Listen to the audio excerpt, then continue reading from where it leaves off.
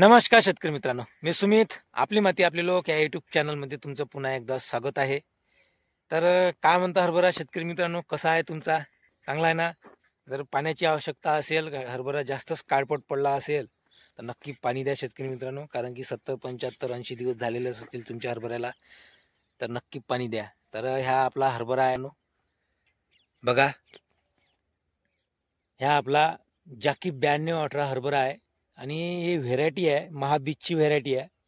मागच्या वर्षी आपण साठवणूक करून ठेवलेली होती आणि तेच यावर्षी पेरणी केली त्या महाबीज बियाण्याची.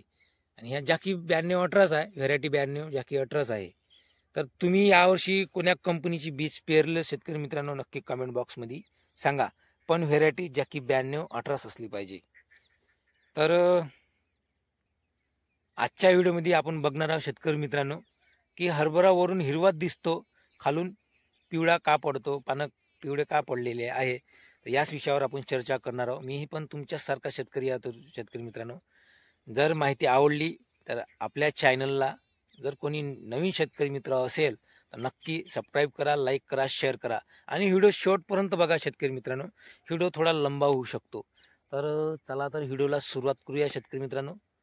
हा आपला हरभरा आहे शेतकरी मित्रांनो, जाकी 9218 महाबीजचं बियाणं आहे. तर याची पेरणी मी 11/11/2024 केलेली होती. तर 12 तारखेला आपण पाण्याची सुरुवात केली. तर आपण पाणी दिलं त्या तारखेपासून आपण दिवस पकडले आहे. तर 72 दिवस पूर्ण कंप्लीट झालेले आहे शेतकरी मित्रांनो बघा. आणि हरभऱ्याचा कालावधी आहे, आपल्या हरभऱ्याचा कालावधी म्हणजे सोंगणीचा कालावधी मागे पुढे होतो शेतकरी मित्रांनो. कसं? पाण्याचं नियोजन, ज्या क्षणाचं नियोजन जमले की हरभरा बरोबर 105, 110, 100 जास्तीत जास्त 115 दिवसात सोंगणीला येतो. जास्त पाणी झालेले असेल तर जास्त दिवस घेतो. धनंजय सरांनी अशी कमेंट केली आहे की हरभऱ्याचे पाणी वरतून हिरवे आहे आणि खालतून पाणी पिवळे आहे, याचे काय कारण असू शकते? तर चला तर शेतकरी मित्रांनो, आपण आता व्हिडिओमध्ये पाहूया. हरभरा वरतून हिरवागार दिसतो आणि खालून जर पाहिलं तर पाने पिवळे दिसतात, नाही का? तर याच्या 3-4 प्रकार आहे शेतकरी मित्रांनो पाणी पिवळे पडण्याचे. तर ते आपण जेव्हा हरभरा पेरतो तेव्हा त्याच्यावर फुजारी नावाची बुरशी येते, तेव्हा पाने पिवळे पडतात. आणि दुसरी आहे मुळकूज, हिरव्या अवस्थेतच झाड वाढते, त्यानंही हिरवे पाने हिरवे राहतात आणि काही काळानंतर, काही दिवसानंतर त्यांनाही पाणी पिवळे पडतात, नाही का? आणि तिसऱ्या पाणी जर जास्त झालं त्यानंही पाणी पिवळे पडतात. हरभरा उपावूनच जाते, म्हणजे पाण्याची दलदल होते तर त्यानंही पाणी पिवळे पडतात. आणि पाणी जर कमी झालं हरभऱ्याला पिवळे पडतात शेतकरी मित्रांनो. हे झाले 3. आणि जर आता जर तुमच्या हरभरा सगळ्या गोष्टी बरोबर आहे, हरभऱ्याला पाणी बरोबर आहे, फवारणी बरोबर आहे, तुम्ही सगळ्या गोष्टी बरोबर आहे आणि माल पण पकडत आहे, जसं माझ्या हरभऱ्याला 72 दिवस पूर्ण कंप्लीट झालेले आहे बघा शेतकरी मित्रांनो. आता ह्या हरभरा आहे, फूल आहे, हिरवागार दिसतो वरून, आहे ना, फूल दिसत आहे, काही घाटे पकडलेले दिसत आहे. आता याचं खालून जर पाहिलं तर पानं पिवळं आहे आणि हरभऱ्यानं ब्रँचेस बघा किती केले. झाड कसं आहे? सुदृढ आहे, स्ट्रॉंग आहे. तर खालचे पानं काऊन पिवळे पडत आहे बा? तर हे जी अवस्था आहे ना शेतकरी, ही अवस्था कशामुळे होत आहे? याचं कारण काय बघा. आपला पूर्ण झाकलेला आहे, पूर्ण झाकलेला म्हणजे आपल्यालाही चालता येत नाही, खालचा आपल्यालाही दिसत नाही. तर अंदरपर्यंत सूर्यप्रकाशच जात नाही शेतकरी मित्रांनो. त्या पाण्याला सूर्यप्रकाशच नाही मिळत, म्हणून ते पानं पिवळे पडलेले आहे शेतकरी मित्रांनो बघा. या पानाला सूर्यप्रकाशच नाही मिळत, याच्यात क्लोरोफिल नाही आहे, याच्यात म्हणजे हरितद्रव्य नाही आहे. याच्यात जर क्लोरोफिल आहे तर पानं हिरवं राहील. कारण की जोपर्यंत हरितद्रव्य आहे पाण्यामध्ये, तोचपर्यंत प्रकाश शोषण करणार आणि आपलं खाद्य तयार करणार आणि प्रत्येक घटकाला, फुलाला, कळीला, घाट्याला आपलं खाद्य म्हणजे भोजन तयार करून देणार आणि आपले झाडं सुदृढ राहणार, पकणार, आपल्याला उत्पन्नात भर होईल. जोपर्यंत हे पिकाचे पानं जिवंत आहे ना शेतकरी मित्रांनो, तोपर्यंत आपलं पीक जिवंत आहे. आणि एक शेवटची अवस्था असते ते नॅचरल अवस्था असते. पूर्ण पीक, पूर्ण फुलाचं रूपांतर घाट्यामध्ये झालं, घाटा भरला तर तांबूस कलरचा हरभरा दिसतो आपल्याला, म्हणजे तांबूस कलरचे पानं दिसते आपल्याला.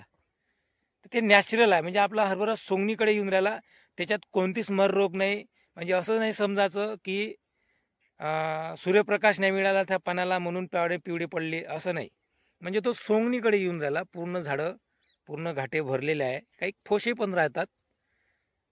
तो जे प्रक्रिया दिसते आपल्याला, काही शेंड्यावरचे जे घाटे फोशे राहतात ते कमी पाण्यामुळे राहतात. ती अवस्था आहे, नॅचरल अवस्था आहे, कारण की पीक आपलं सोंगणीकडे वाढल्या जाते. पण आता जी अवस्था आहे, तुमच्या हरभऱ्याला 60, 65, 70, 75 दिवस झाले असेल आणि हरभरा भरण अवस्थेत असेल, घाट्याचं रूपा म्हणजे फुलाचं रूपांतर घाट्यामध्ये होत असेल, आता जर खालचे पानं पिवळे दिसत असेल आणि दाट हरभरा असेल, तर असं समजायचं की खालतं सूर्यप्रकाश नाही भेटत आहे तुम्हाला. क्लोरोफिल नावाचा जो घटक आहे, हरितद्रव्य आहे, ते त्याच्यात काही आहे नाही. म्हणजे असं एक जे पिकाचं पान काय समजायचं, आपण स्वयंपाकघर असं समजायचं शेतकरी मित्रांनो. जसं आपलं स्वयंपाक किचन रूम आहे, आपल्या किचन रूम मध्ये काही स्वयंपाक बनवायला काही नसलं तर आपण काहीच बनवू नाही शकत, तसंच आहे ते. म्हणजे याला सूर्यप्रकाश, शेतकरी मित्रांनो, पानाला कोणतंही वनस्पती घ्या आणि ह्या पानाचंही आयुष्यमान असते. तुम्ही जर म्हणत असाल, कमेंट बॉक्स मध्ये लिहित असाल की पानं तर असेच गळतात, पण पानाचंही आयुष्यमान असते.